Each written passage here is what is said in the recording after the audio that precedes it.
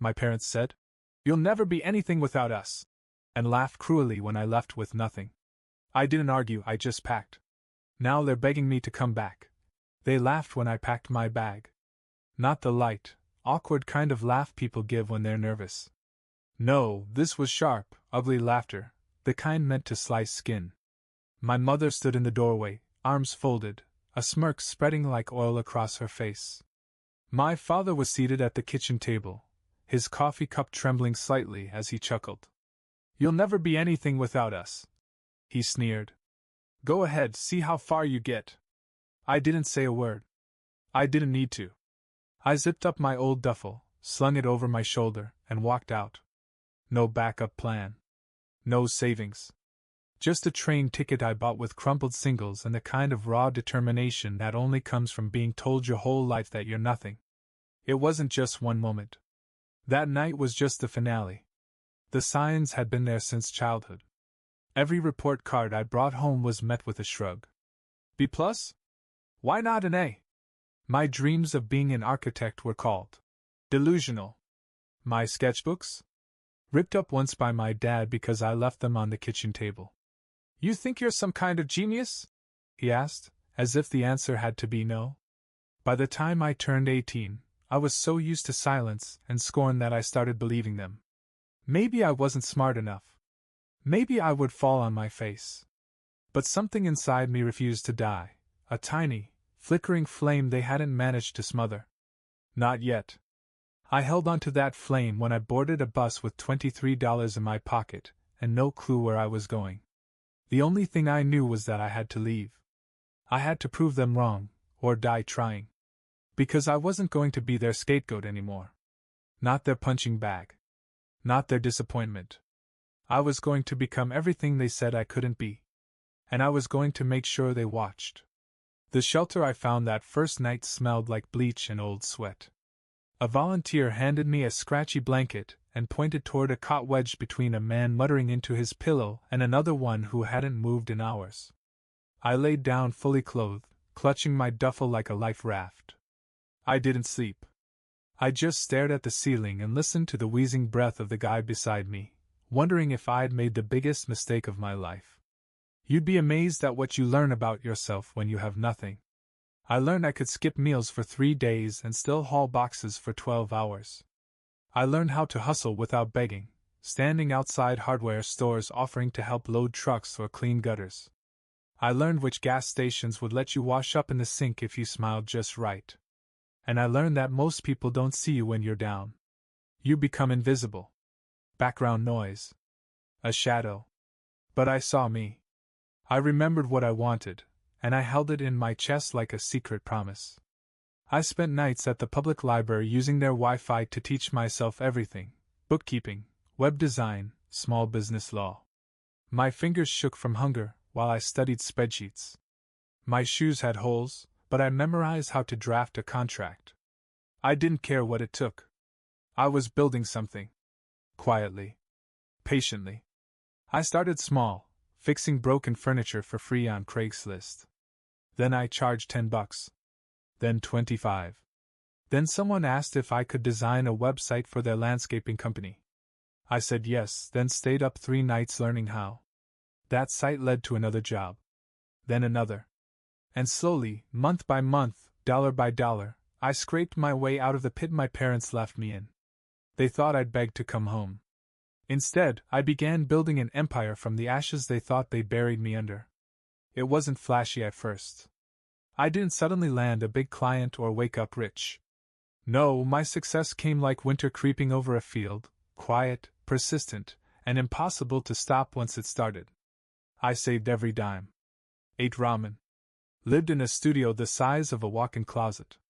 But that studio had a desk, and on that desk, I built my first company. A design and repair business. I called it FixForge, because that's what I was doing, forging a new life by fixing what others tossed aside. In year 1, I made just enough to file taxes and prove to myself I wasn't a fluke.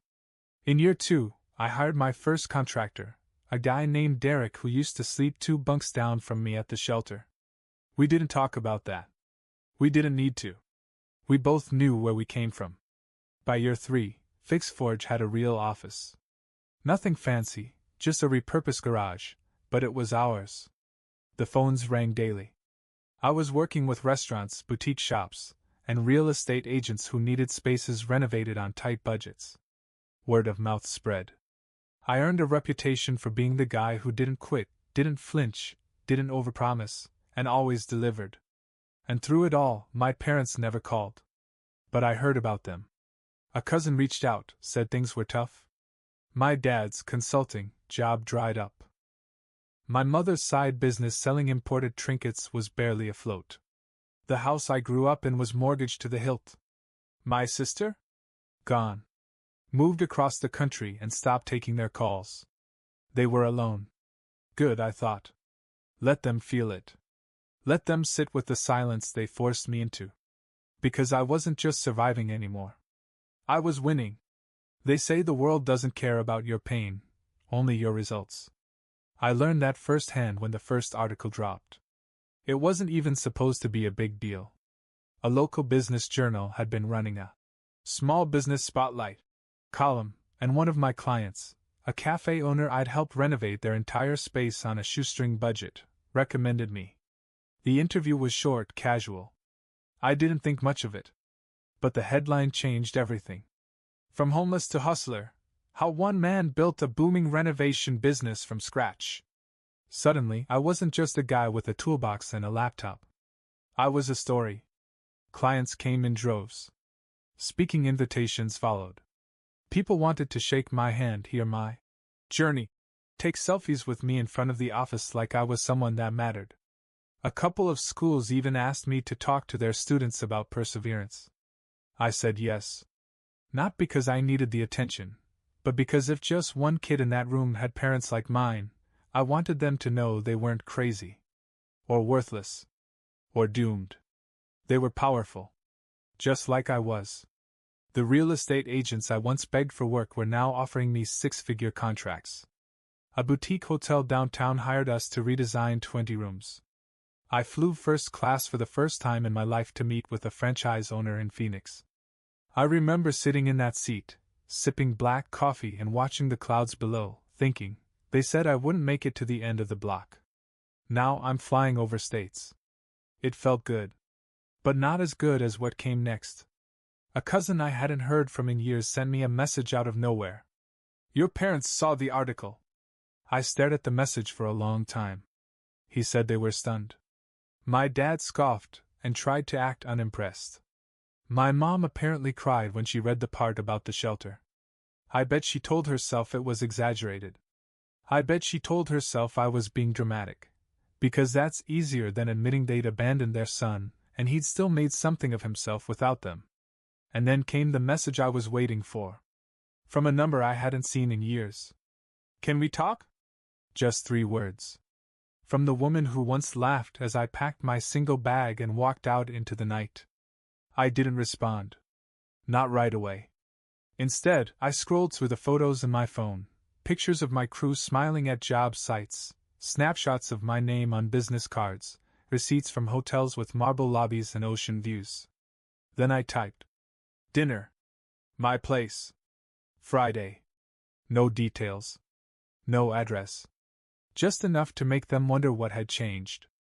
And to remind them, everything had. My house sits at the top of a hill just outside the city. Black iron gates. Long, winding driveway. Clean lines, tall windows, and silence so complete you can hear your own thoughts bouncing off the walls. They pulled up late. I watched from my office window as my mother stepped out of the car first, nervously smoothing down her coat. My father followed, his shoulders drawn in tighter than I'd ever seen. No smugness. No bluster. Just caution. Hesitation. Like they weren't sure if they were walking into a home, or a courtroom. Good. That was the point. I met them at the door. No hugs. No fake warmth. Right on time, I said. They stepped into the entryway, taking it in. The stone floors. The chandelier. The faint scent of eucalyptus from the diffuser in the corner. You live here? My mother asked, like she still couldn't believe it. I didn't answer. I just gestured toward the dining room. The table was already set, gleaming silverware, crystal glasses, 3 covered dishes steaming gently under silver domes. A hired chef had prepared everything. I wasn't trying to impress them. This wasn't about celebration. This was about optics. About creating a moment they couldn't rewrite or explain away. They sat. My father cleared his throat. "This is nice." I poured wine into their glasses without a word, then sat at the head of the table and finally looked them in the eyes. My mother shifted in her seat. My father glanced at his glass but didn't drink. "Why did you invite us?" he asked. I smiled, not kindly. "Because I wanted you to see what you walked away from." There was a long silence. My mother opened her mouth, but I held up a hand. "Before either of you says a word, I want to remind you of something." I pulled a small remote from my pocket and clicked it. A hidden projector lit up the far wall, where I'd cued a video. It wasn't dramatic. Just a stitched-together compilation of old voicemails, recorded conversations, and scanned text messages. Things they'd said. Things they'd written. All the times they told me I was nothing, mocked my work, laughed behind my back. Their own words, playing back to them in a warm, well-lit dining room in a house they didn't help build, because they didn't believe I could. My mother gasped. My father looked like he'd been hit. "You said I'd never be anything without you," I said quietly, the screen freezing on a photo of me standing in front of the shelter. "But I didn't just survive. I became something. And now you're here, because you need me." They didn't deny it. Not this time. I watched them crumble, just a little, the beginnings of the fall. And I wasn't even close to done. They sat frozen, watching their past play out in real time on the wall. There was no way to deny it. The cruel laughter. The jabs. My mother's dismissive voice in one recording saying, "He'll come crawling back. He always does." My father grunting, "Let him sleep in the street. Might finally toughen him up."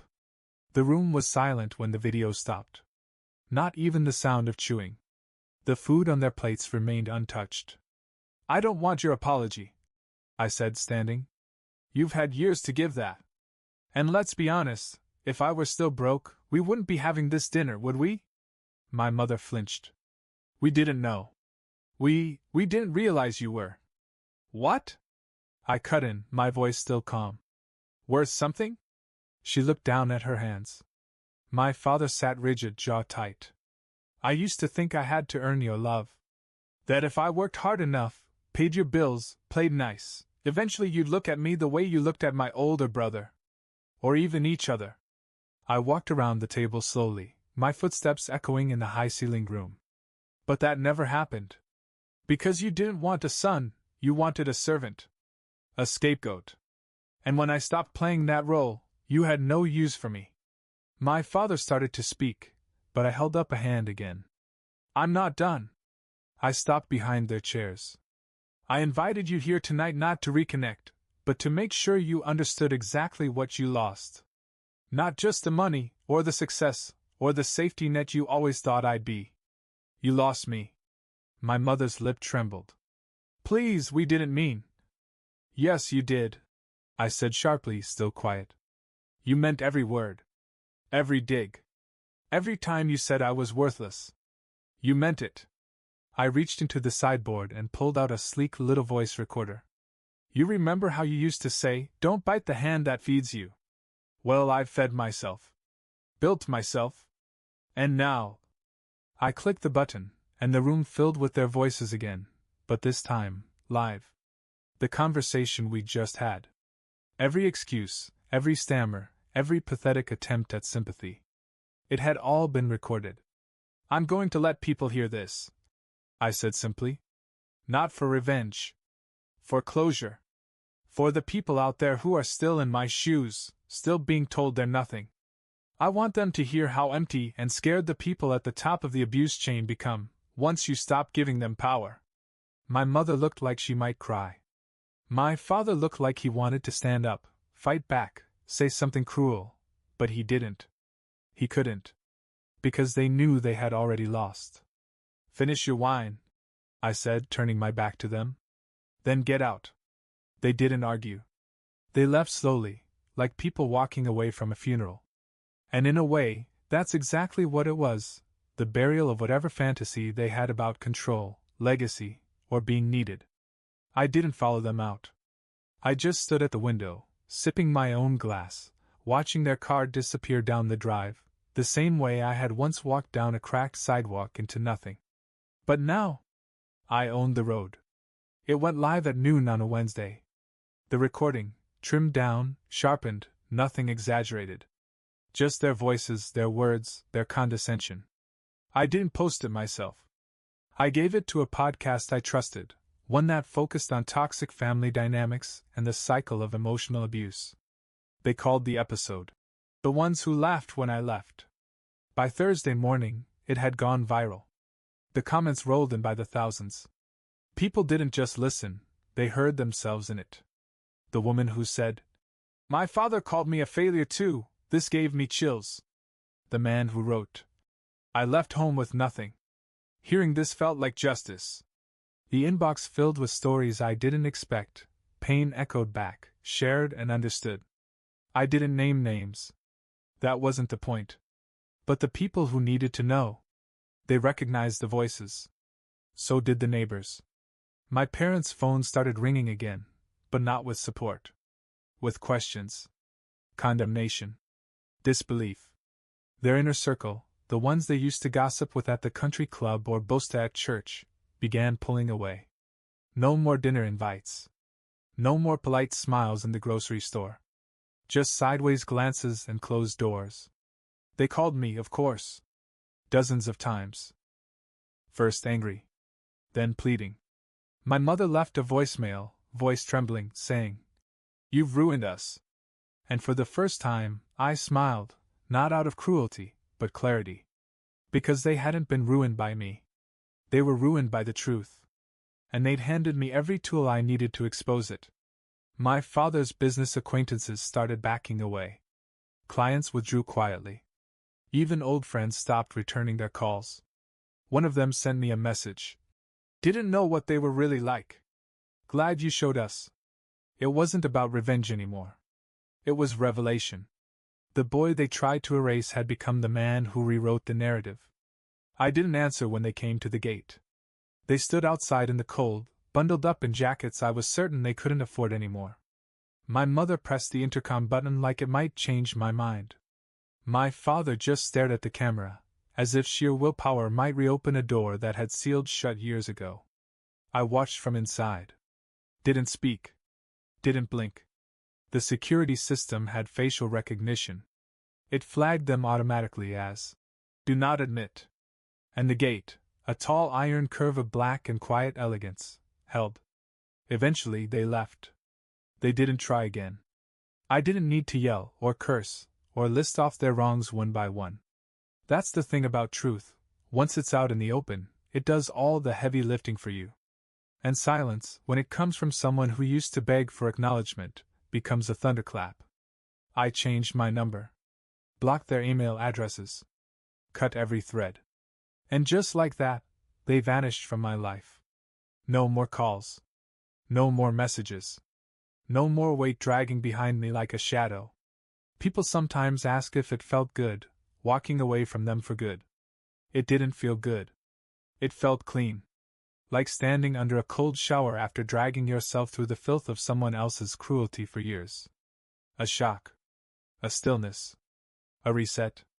I walked through my house that night, every room lit by the soft glow of the life I built. I stood in the kitchen, poured a glass of water, and leaned against the counter as the city lights flickered beyond the windows. Not thinking of them. Not remembering the boy I used to be. Just standing there, quiet, in the home they swore I'd never have. You'd think I'd feel triumphant. After all that, after rising from the bottom, building a life brick by brick, showing them they were wrong in every possible way, you'd think there'd be some kind of euphoria. But the truth is, it was quieter than that. It wasn't about vengeance, not anymore. It was about standing at the summit of a mountain they swore I'd never climb, and realizing they never made it up here. Not because I pushed them down. Because they never even started. That was the real difference between us. I spent my life trying to earn their respect, thinking that if I just worked harder, just gave more, they'd finally see me. But they didn't want to see me. They wanted someone smaller. Someone who needed them. But I stopped needing them the day I walked out with nothing. Everything after that, the shelter, the sleepless nights, the hunger, the grind, it burned away all the weakness they tried to leave in me. It left behind something stronger, calmer, sharper. They tried to teach me that love was conditional, that I had to buy my place in their world. But life, real life, taught me something better. That you don't have to prove your worth to people who refuse to see it. That sometimes, family isn't your blood. Sometimes, it's the people who show up when you've got nothing to offer. Like Derek, the guy I used to split a sandwich with at the shelter, who now manages 2 crews for me. Like the woman at the library who stayed late one night to help me figure out a tax form. Like the kid I mentor now, whose parents call him a burden, and who finally smiled when I told him, "You're not. You want to know the real victory? It's not the house. Or the company. Or the silence from the people who once laughed at me. It's knowing that I became more because they gave me less. And I never have to ask for their approval again."